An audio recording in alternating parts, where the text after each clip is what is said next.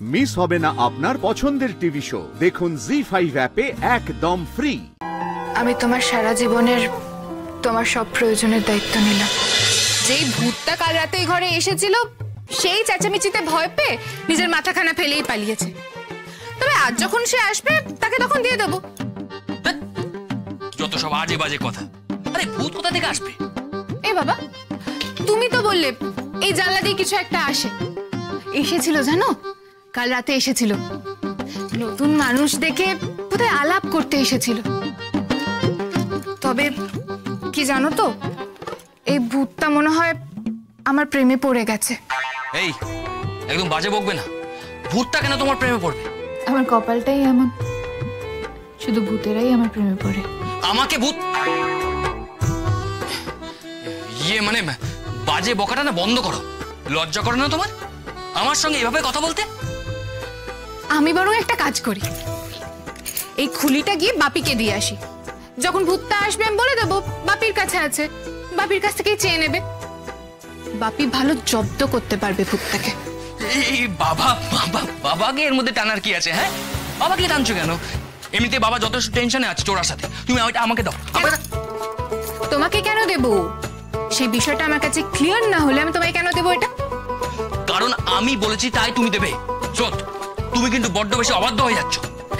জানো তো, কালকে রাতে না একটা অদ্ভুত ব্যাপার ঘটেছে। মানে সবাই যখন চোর চোর বলে চিৎকার করছিল আমি বুঝতে পেরেছিলাম আমার খুব কাছাকাছি এসে কেউ দাঁড়িয়েছিল আমাকে ছুঁয়ে। মানে মানে মানে আমি যখন এই পাশ ফিরে শুয়েছিলাম না, এই পাশ ফিরে, তখন আমি বুঝতে পেরেছিলাম কেউ আমার খুব কাছাকাছি এসে দাঁড়িয়েছিল। আমার গালের নিচে তার হাত ছিল। কিন্তু একটা চোরের কি অত সাহস হবে? নাকি সে ভূত ছিল? সে যেই হোক, এইটুকু আমি বুঝতে পেরেছিলাম সে বড্ড ভীতু, ভীতু প্রেমিক। জোর করে হাত ছাড়িয়ে পালালো। তুমি মনে হয় স্বপ্ন দেখছিলে। না, আমি স্বপ্ন দেখিনি। আমি জানি এই ঘরে কে এসেছিল। সে চোরও নয়, ভূতও নয়। প্রমাণ ফেলে গেছে সে। কি প্রমাণ?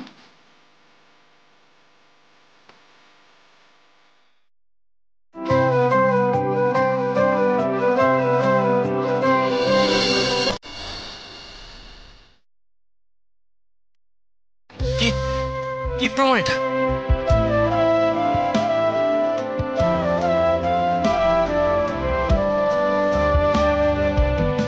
এবার বোঝা যাচ্ছে এটা কার?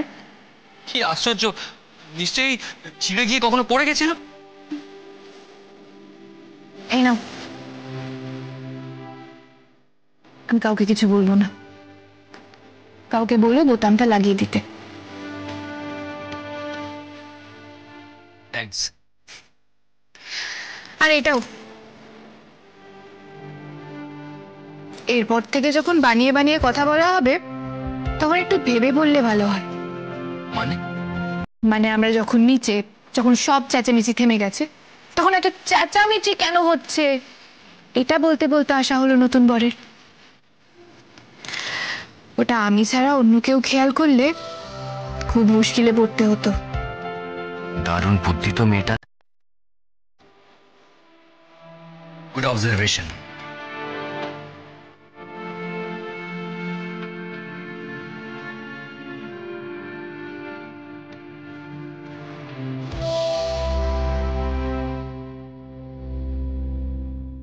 আরে হ্যাঁ, ওইসব নিয়ে আপনাকে চিন্তা করতে হবে না। ওসব আরে টানছিস কেন? এসে গেছে। আরে বাবা, আরে টানা হয়েছে, কি দরকার আছে? ছাড় না। দরকার আছে। কটা বাজে দেখেছিস, এখনো আসল রিচুয়ালটাই বাকি রয়েছে। সবই তোদের আসল, সবই আসল। হ্যাঁ, আইবুড়ো ভাত থেকে শুরু হয়েছে। আচ্ছা, এই রিচুয়াল কি শেষ হবে না? না রে, হবে না। কটা দিন একটু আনন্দ করছি, তোর কি সহ্য হচ্ছে না রে দাদা ভাই? আর কই তোর বউ তো এরকম ঝামেলা করে না তোর মতো। যা যা বলছি কি সুন্দর দিব্যি মেনে নিচ্ছে।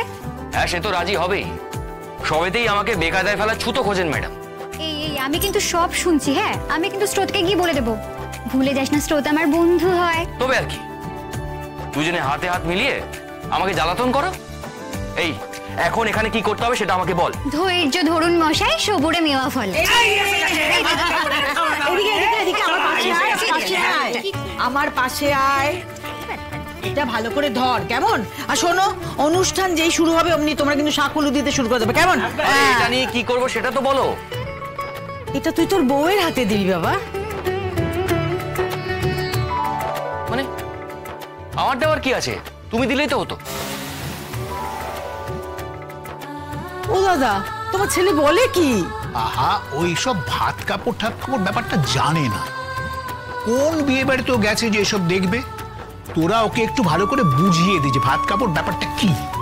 শোন বাবু, তুই এই সবটা ধরে স্রোতের হাতে দিয়ে বলবি, আমি সারা জীবনের জন্য তোমার ভাত কাপড়ের দায়িত্ব নিলাম। অদ্ভুত, আমি কেন নিতে যাবো ভাত কাপড়ের দায়িত্ব, তা আবার সারা জীবনের জন্য? ভগবান, এ তো ভারী অদ্ভুত কথা বাবু। বিয়েটা তো সারা জীবনের সম্পর্ক নাকি? নাকি তা বিয়েটা সারা জীবনের জন্য হলে দায়িত্বটাও তো সারা জীবনের জন্য। অজব নিয়ম।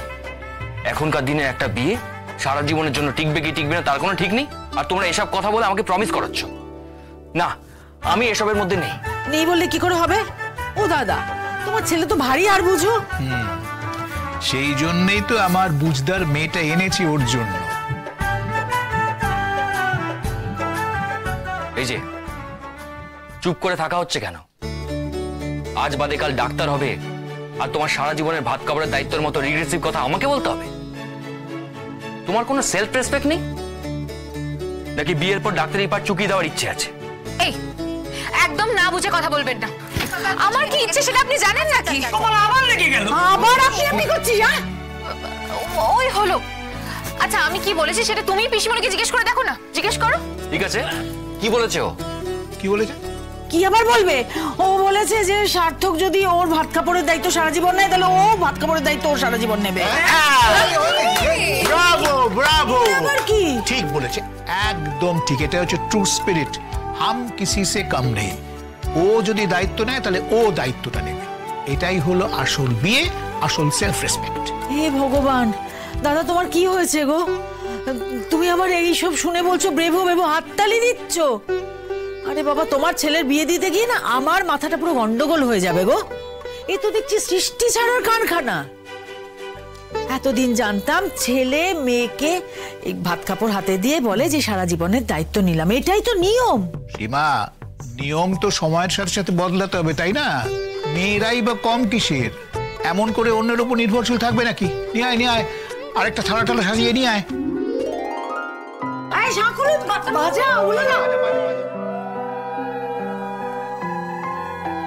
আমি তোমার সারা জীবনের তোমার সব প্রয়োজনের দায়িত্ব নিলাম।